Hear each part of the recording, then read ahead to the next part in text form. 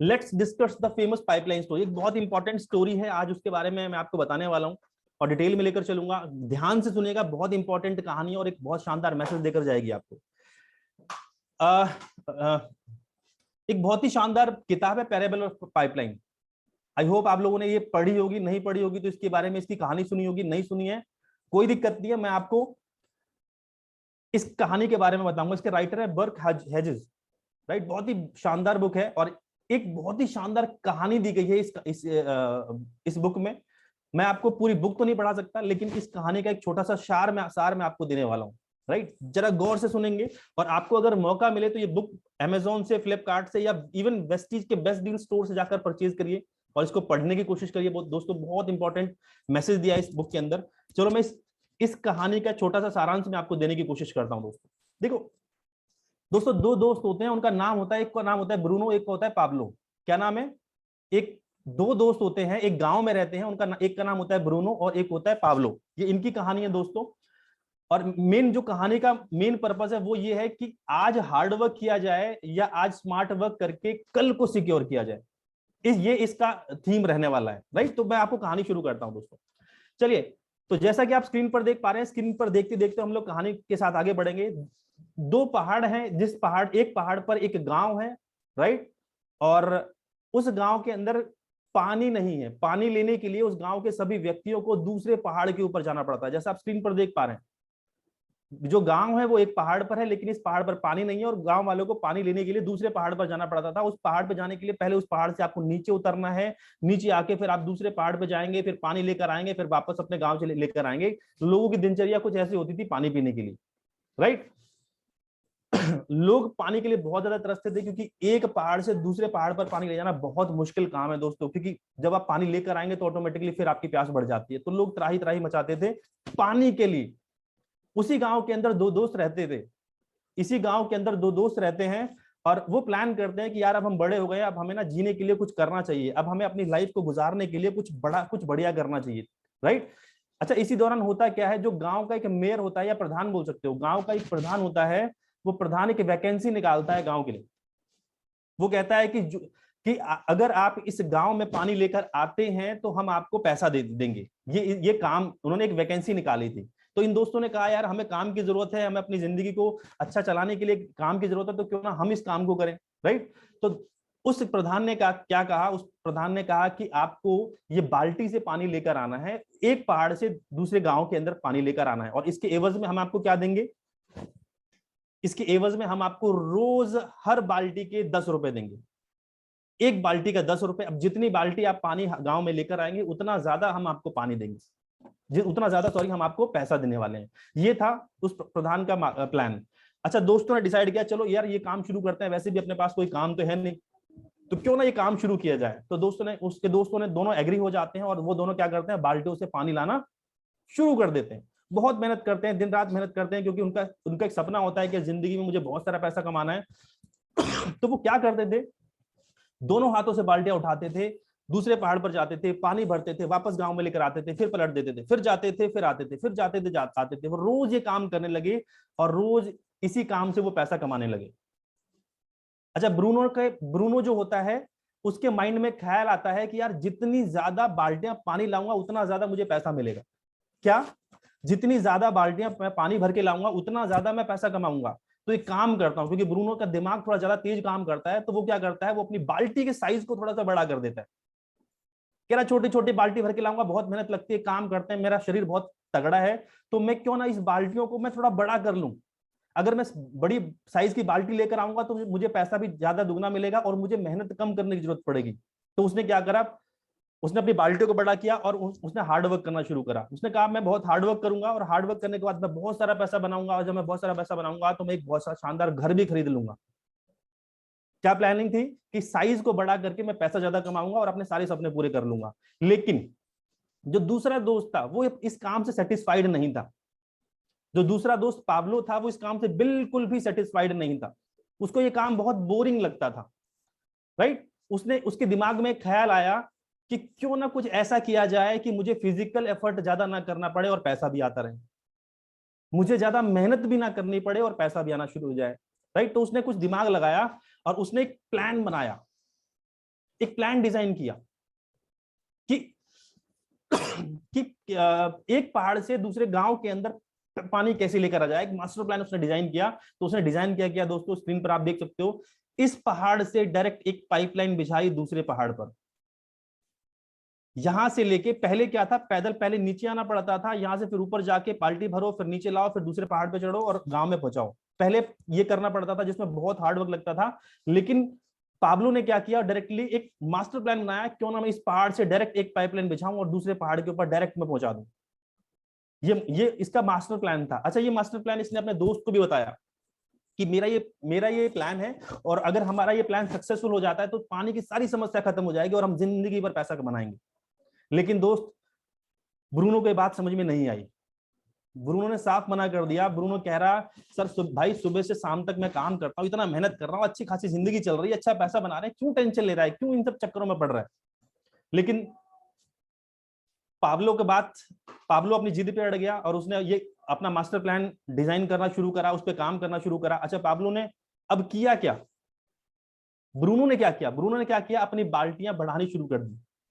वो ज्यादा बाल्टी भर के लेकर आता था और उसको ज्यादा पैसा मिला करता था, ज्यादा बाल्टियां लाता था, ज्यादा पैसा, वो बहुत पैसा कमाने लगा, राइट। लेकिन पाब्लो ने क्या किया, पाब्लो ने अपना मास्टर प्लान को एग्जीक्यूट करना शुरू कर दिया। मतलब उसने क्या करा, आधा दिन वो बाल्टी से पानी भरने में लगाता था और बाकी का आधा दिन अपना मास्टर प्लान यानी कि वो पाइपलाइन बिछाने में लगाता था।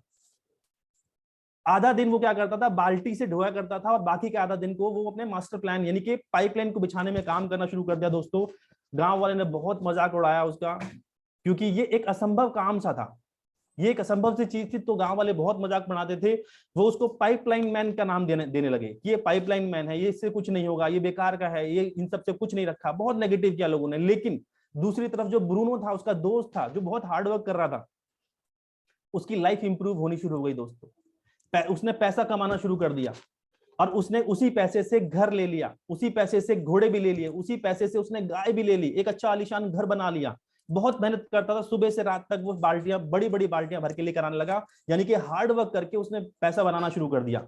लेकिन धीरे धीरे समय के साथ साथ ब्रूनो की जो स्ट्रेंथ थी वो कमजोरी में कन्वर्ट हो गई।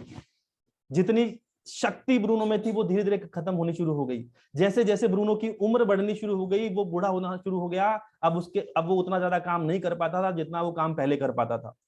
तो अब वो पानी भी कम लेकर आने लगा, राइट। लेकिन पाब्लो की जो पाइपलाइन थी अब वो रेडी हो गई थी। समय जरूर लगा दोस्तों, साल लगा, 2 साल लगा, लेकिन रोज के थोड़े थोड़े अथक प्रयास के बाद जो पाब्लो की पाइपलाइन थी, जो रोज थोड़ा थोड़ा बनाया करता था, वो अब तैयार हो चुकी थी। यानी कि एक पहाड़ से दूसरे पहाड़ तक उसने पाइपलाइन बिछा दी।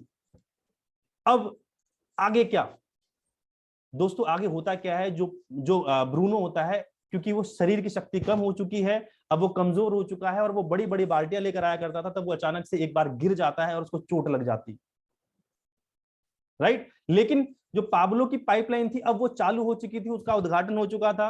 अब ये एक रेगुलर इनकम देने लगी। कैसे, अब पाब्लो क्या करता था, आराम से यहां पर लेटा करता था। आप देख रहे हैं, जब भी किसी को पानी की जरूरत पड़ती थी उसने यहाँ पर एक मीटर लगा दिया और यहां से क्या करा, उसने जिसको पानी चाहिए होता था वो मीटर ऑन करता था और पैसे चार्ज किया करता था और आराम से मस्ती किया करता था, सोया करता था। ऐसे करके उसकी जिंदगी मस्त चलने लगी। लेकिन दूसरे वाले का हाल क्या हुआ, आपने देखा, जो जिंदगी भर हार्ड वर्क कर रहा था, एक टाइम के बाद अब उसके शरीर ने जवाब देना बंद कर दिया। अब कहते हैं ना कि खाने तक के लाले पड़ गए उसको, क्योंकि अब शरीर भी मजबूत नहीं है और अब वो काम भी नहीं कर सकता। कहते हैं ना ब्रेड एंड बटर, अब रोजी रोटी तक के लिए उसके पास पैसा नहीं था। लेकिन उसका दोस्त था जिसने पाइपलाइन बिछाई, ब्रूनो, अब वो अमीर बन चुका था, अब उसके पास बहुत सारा पैसा हो गया। अच्छा, अब उस दोस्त ने प्लानिंग किया कि अब मेरे पास बहुत सारा पैसा है, अब मुझे इसको इन्वेस्ट करना चाहिए। तो अब उसने क्या करा कि जो समस्या हमारे गांव में है, क्यों ना इस समस्या, ये समस्या बहुत सारे दूसरे गांव में है, क्यों ना मैं वहां पर भी इसी तरीके की पाइपलाइन बिछाऊं। तो पाब्लो ने अपने दोस्त ब्रूनो को एक ऑफर दिया कि अब एक काम करो, तुम मेरा काम संभालो, ये पाइपलाइन को अब आप संभालो और आप 80% पैसा आप रखना, 20% पैसा रॉयल्टी इनकम मुझे देना। 80% पैसा तुम्हारा, क्योंकि मेहनत तुम करोगे, यहाँ पे देखभाल तुम करोगे, पैसे तुम कलेक्ट करोगे, सब कुछ तुम्हारा, लेकिन 20% पैसा मेरा। ये किसने कहा, जिसने पाइपलाइन बिछाई थी। अच्छा, यही काम करना उसने शुरू कर दिया। वो हर जगह पाइपलाइन बनाता चला गया और हर जगह 20% की पार्टनरशिप लेना शुरू कर दिया। अब इसका दोस्त बहुत खुश, यार कितना बढ़िया दोस्त है, ये सुनो। अब कहानी ब्रूनो और पाब्लो की कहानी से दोस्तों आपको समझ में क्या आता है, पहले समझो।